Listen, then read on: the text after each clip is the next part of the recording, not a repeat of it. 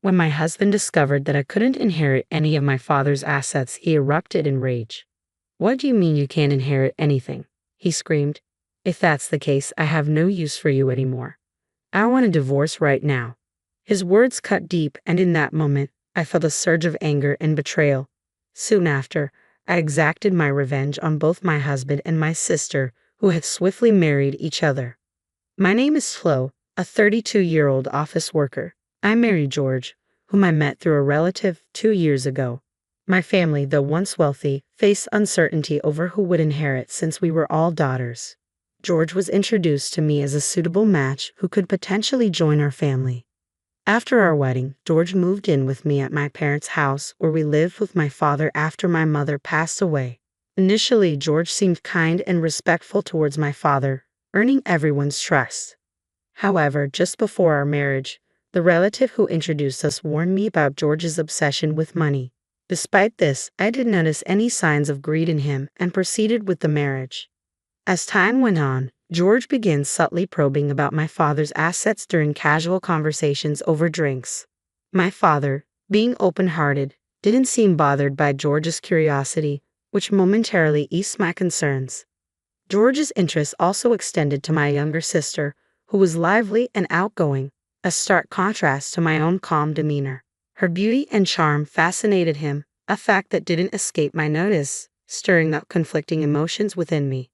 The relative's concern was rooted in the fear that without me, a plain and unassuming daughter, there would be no one to inherit the family's wealth if something were to happen.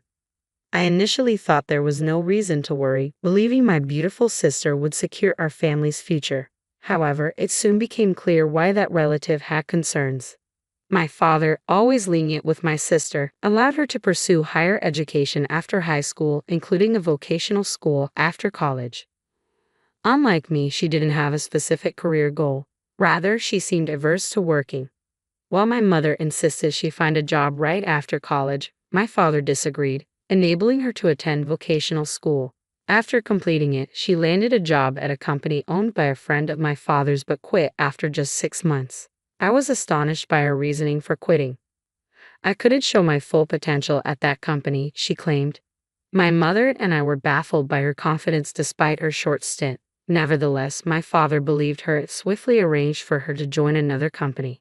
Soon after, when our mother fell ill and was hospitalized, my sister visited daily, often skipping work. Eventually, she quit again, proclaiming she would care for our mother. However, her idea of caregiving involved idle chatter or smartphone scrolling in the hospital waiting room. I found myself solely responsible for handling our mother's laundry at the hospital and ensuring she had fresh clothes, as my sister offered little help. Though our mother initially enjoyed my sister's company, her condition deteriorated within a month to where conversation became impossible. 2 weeks after this decline, she passed away. Both my father and sister were so devastated that I had to organize the funeral arrangements. Thankfully, our relatives stepped in, and we were able to give our mother a proper farewell. After her death, my sister started working part-time and moved out of our parents' house to live independently. However, her earnings weren't enough to cover expenses, so our father began paying her rent and utilities. It seemed she spent her money frivolously and frequently asked our father for more. While our mother was alive, she had been strict with my sister, so our father didn't provide financial support initially. Yet after her passing, he gave her free rein with money. I didn't see any issue with this arrangement if both my father and sister were content. Even after I married and moved in with my husband at my parents' house, my father continued supporting my sister financially. Unbeknownst to me at the time, my sister was also asking my husband for money, which he readily gave, asking her to keep it secret from me, fearing my reaction. My sister sustained herself with sporadic part-time work and funds from our father and my husband. However, this lifestyle became unsustainable when our father fell ill and required hospitalization.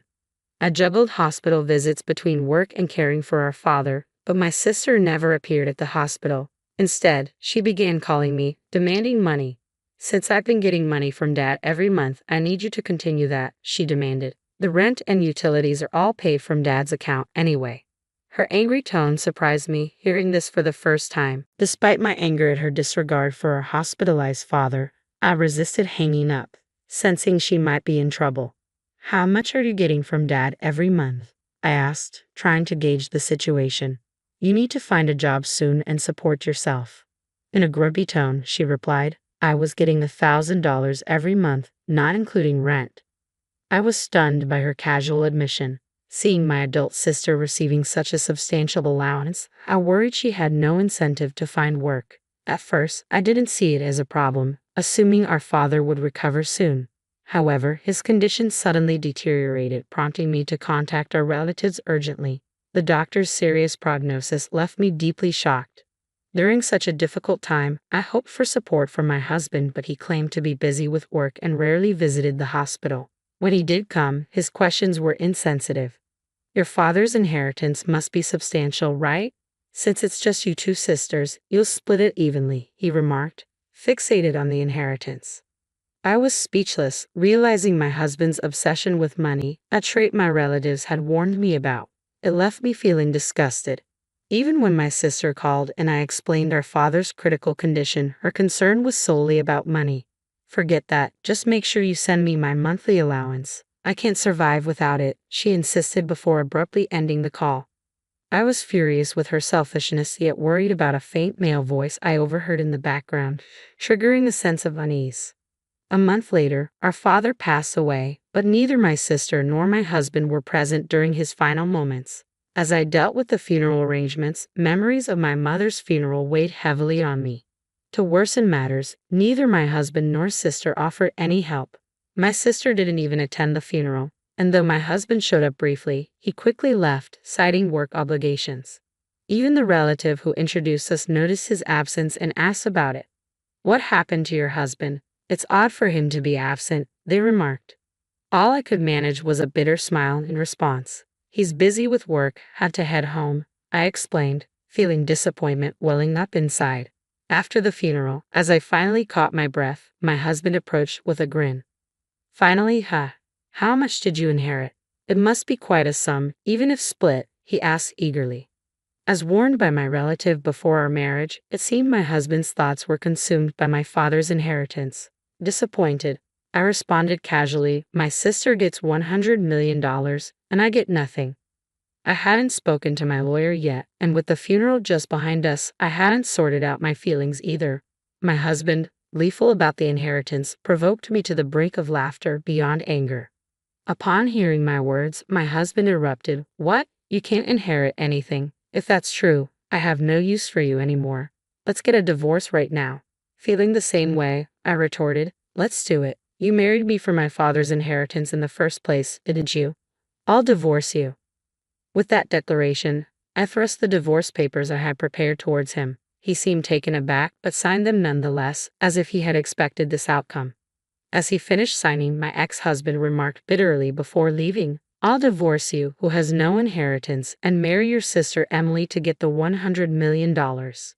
Undeterred, I promptly filed the divorce papers. Breaking free from my scoundrel of a husband felt liberating. The next day, it seemed my ex-husband had already filed for marriage with my sister Emily. A few days later, he called me, still convinced of his delusion. When are you going to start the inheritance procedures? Give Emily the $100 million as soon as possible, he yelled into the phone. I waited patiently for the call from my ex-husband, refusing to initiate contact myself after he left the house on his own. When his call finally came, I answered in a matter-of-fact tone. Let's discuss it at my place this Sunday. I'll be prepared for the proceedings, I informed him calmly. My ex-husband, believing he was about to receive a windfall, was elated and quickly hung up the phone. Little did he know, I eagerly anticipated the moment he would learn the truth. Over the weekend, both my ex-husband and my sister arrived at my parents' house, visibly surprised to find a lawyer waiting there. Despite their initial shock, my ex-husband attempted to maintain composure. I knew it. You need a lawyer when there's a fortune involved, he remarked smugly. However, the lawyer interjected with a puzzled expression. Before we address the inheritance, there's a matter of property division your ex-wife has claimed against you, the lawyer explained, beginning to display a series of photographs. The photos depicted my ex-husband leaving my sister's house, each one clearly dated. The lawyer continued, addressing my ex-husband directly. These photos serve as evidence of your affair before the divorce was finalized. Therefore, you'll need to comply with the property division. My ex-husband's expression shifted from confidence to disbelief as the reality of his actions sank in. Upon overhearing my ex-husband discussing the inheritance with my sister over the phone, I promptly instructed my lawyer to investigate his infidelity. Despite the solemnity of my father's funeral, my ex-husband and sister met frequently at her house, unaware I was gathering substantial evidence. When the conversation shifted from inheritance to their affair, both were caught off guard. Initially stunned, my ex-husband quickly composed himself and argued back. Property division is trivial compared to the $100 million inheritance. I'll settle it immediately, he retorted arrogantly. However, when the lawyer presented the documents, he signed them without hesitation. I made sure to remind him pointedly, enjoy your life with my sister, who inherits nothing. Since you signed, I'll ensure the property division is collected. Upon hearing she would receive nothing, my sister erupted in disbelief. What? Why is my inheritance zero? I'm supposed to get $100 million, she cried out. My ex-husband, now red-faced, joined in, yelling, there's no way. There has to be an inheritance. I won't let you take it all. The lawyer calmly intervened, beginning to explain the situation to the infuriated pair. Emily is actually the biological child of her late mother from a previous relationship. She was never legally adopted by Shlo's late father, so there is no legal parent-child relationship that would entitle Emily to inherit. Turning to my sister, who appeared bewildered, the lawyer continued, when our parents remarried, you were about 1 year old. I was 6 and clearly remember how happy I was to suddenly have a sister. The revelation sank in slowly as the truth of the situation became clear to both my ex-husband and sister, their anger dissipating into stunned silence. I never imagined my own sister would betray me by stealing my husband. When our parents remarried, they had already been burdened with young children from previous relationships. They believed in balancing their affection and attention between us. My mother treated me as her own daughter, showering me with love, while my father cherished my sister, perhaps indulging her more because she wasn't his biological child. Despite the family dynamics, my mother never adopted my sister, a decision that raised suspicions among relatives who were aware of my father's considerable wealth. They often recommended me for marriage, knowing I was the sole inheritor of my father's assets. If my parents had had children together, the situation might have become even more complicated. However, they deliberately chose not to, likely to avoid future inheritance disputes. Now, I understand that my father financially supported my sister throughout her adult life because he couldn't leave her an inheritance. Legally, neither my sister nor I were officially adopted by our respective parents, but that never mattered to us. We grew up together as siblings, unaware of the legal nuances until now. It seems our parents never disclosed to my sister that they had both remarried before, and today was the first time she learned the truth about our family's complex history. I wondered if my ex-husband grasped the gravity of the situation as his face transitioned from flushed to pale. Not only was he denied the inheritance he expected from my sister, but he was also faced with a property division for which he had already signed the documents. With a pallid expression, he turned to me and asked, was it all a lie? You said $100 million for your sister and nothing for me. Suppressing a laugh, I replied, of course it was a lie. It was payback for your affair. Besides, my father's inheritance was nowhere near $100 million. My normally quiet sister suddenly exclaimed, I've been shopping so much, expecting Dad's inheritance. What about the money Dad was giving me? Will you cover it, sis? You're married and have George to support you now, right? She looked at my ex-husband, who was visibly shaken. However, he shook his head and said, I can't afford that. I spent expecting the inheritance, and now with the property division, I'm stretched thin. After saying this, my ex-husband unexpectedly knelt before me, apologizing profusely. Tilo, I'm sorry. It was all my fault. Can we please get back together? The lawyer, who had been packing up, chuckled at the sight. Where did that arrogant attitude go? He remarked. George pleading on his knees like this is quite the turnaround. After the discussion, my ex-husband and sister left dejectedly, and they soon divorced. My ex-husband, who had remarried with hopes of inheriting my sister's fortune, lost interest in her when she received nothing. He was adamant about the property division and his inability to support my sister. Since he had no assets, I decided he would pay from his monthly salary, as advised by my lawyer, to ensure I received what was due. Meanwhile, my sister, no longer supported by her father, struggled to make ends meet with part-time work. Eventually, her debts piled up, leading her to file for bankruptcy. She moved out of her apartment, and I lost track of her whereabouts. My father's excessive support had hindered her ability to work seriously, and although relatives began suggesting potential suitors for me, I declined. I didn't want another man like my ex-husband. This time, I intended to find a partner on my own terms.